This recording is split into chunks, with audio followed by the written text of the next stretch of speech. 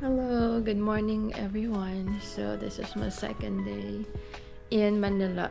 I just woke up. The time right now is 8:33, so I will be making my breakfast. Oh, it's foggy. Look at guys. Yeah. Oh my god. It's... So maybe I will make something. Just bread. So I have my body is aching and no, I didn't close the bathroom.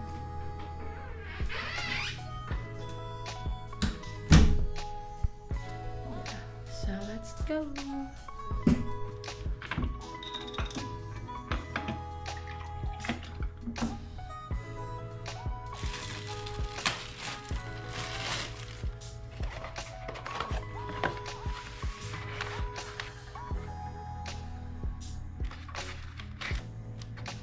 Is it too eggs enough for me?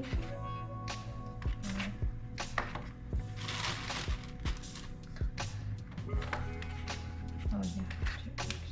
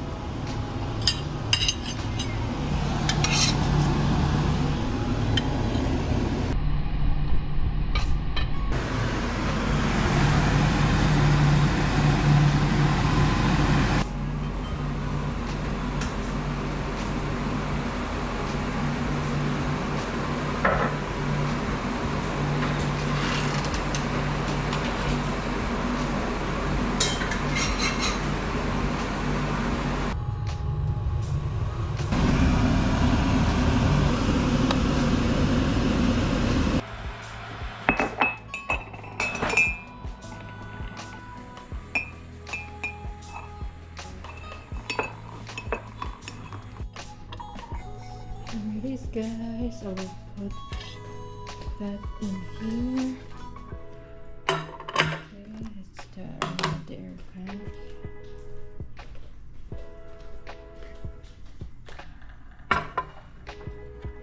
Okay, but first, since the view is so nice, I need to open up this one so that I have this view here. So yeah, I can sit here and watching the view there. But it's far, but that's fine. You know.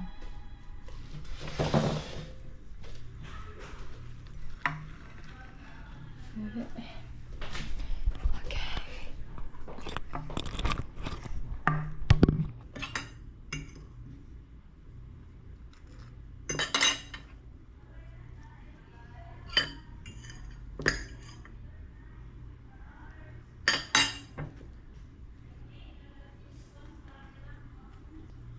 Happy eating.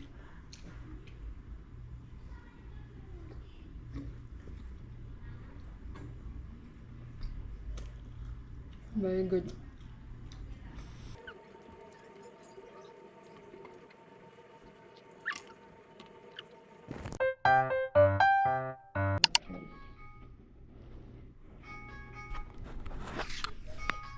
Good morning, everyone.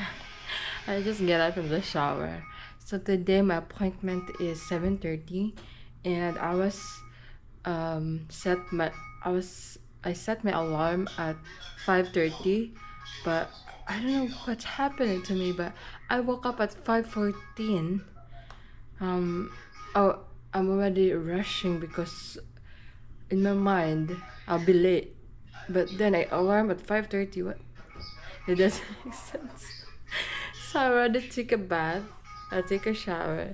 And already dressed up. I'm just wearing like this one.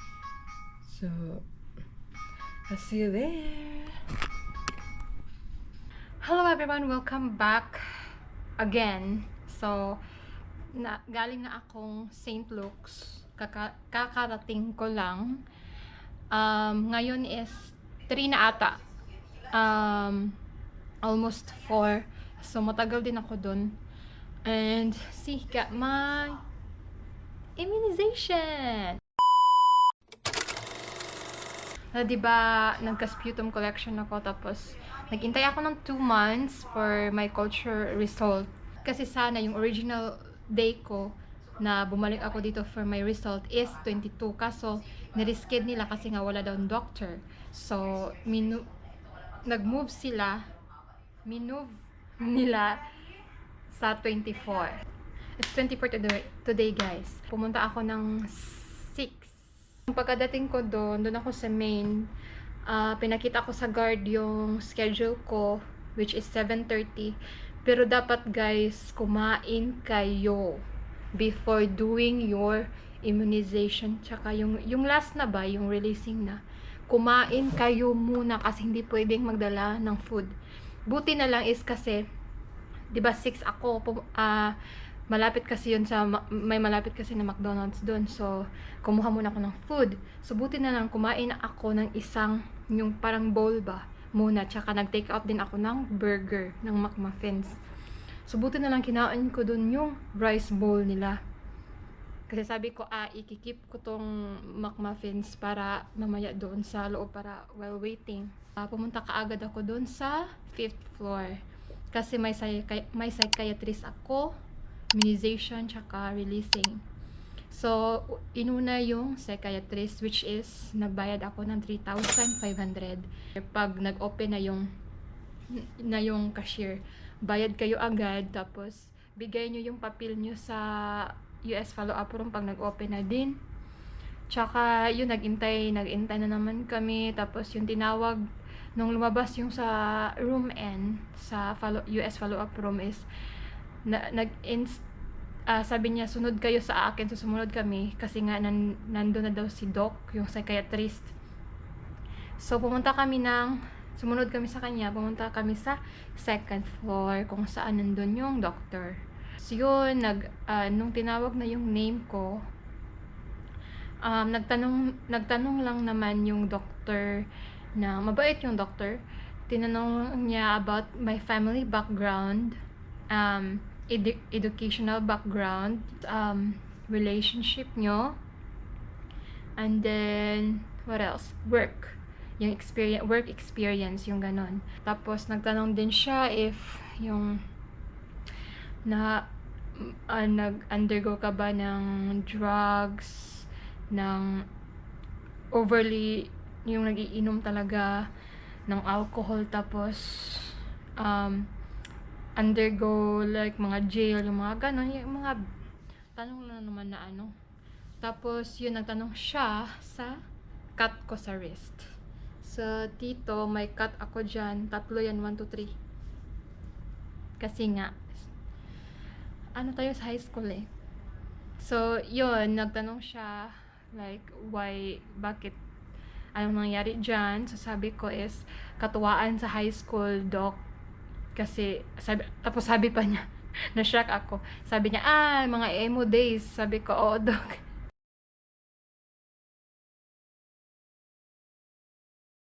Tapos pumunta ko doon.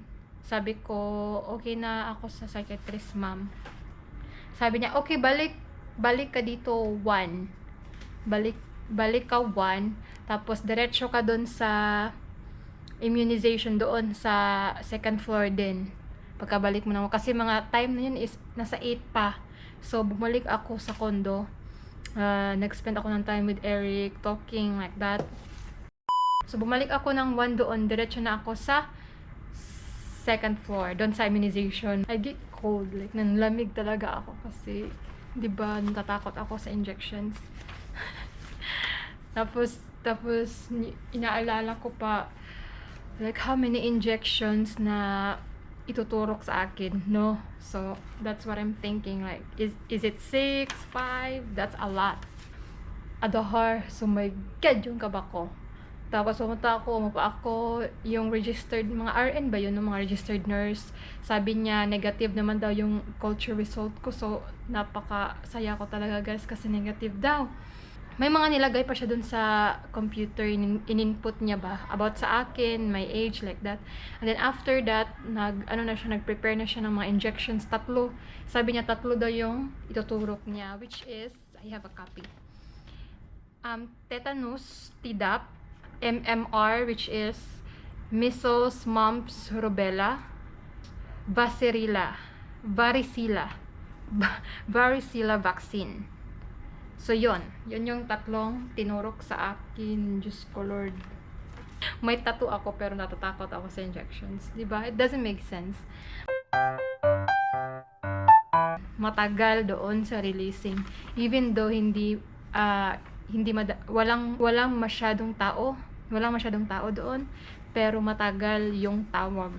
Tinawag na yung name ko, and then binigay sa akin ito CD. So nakalagay dito, do not please bring this X-ray CD to the US for medical follow-up. Ito daw, hindi daw to dadalhin sa interview, pero dadalhin ito pagkapunta ng US. Tsaka ito din. Hindi mo to dadalhin. Ito yung record ng this is a personal copy of your vaccination record, US Department of State Form 3025, which you will be required to present upon change of status, enrollment in school, and application for work in the US. So, dapat hindi nyo to, if ever na, mas okay na i-photocopy nyo ng madami. Kasi, in case ba na mawala yung original. Kasi, importante daw to when you're going to do your change of status, enrollment, saka mag-a-apply ng work sa US.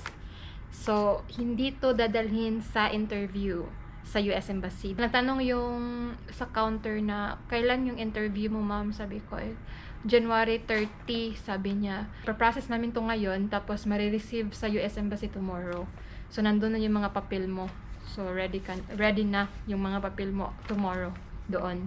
So, yun guys, yun lang naman yung experience ko. Tapos, umuwi na ako. Yun lang.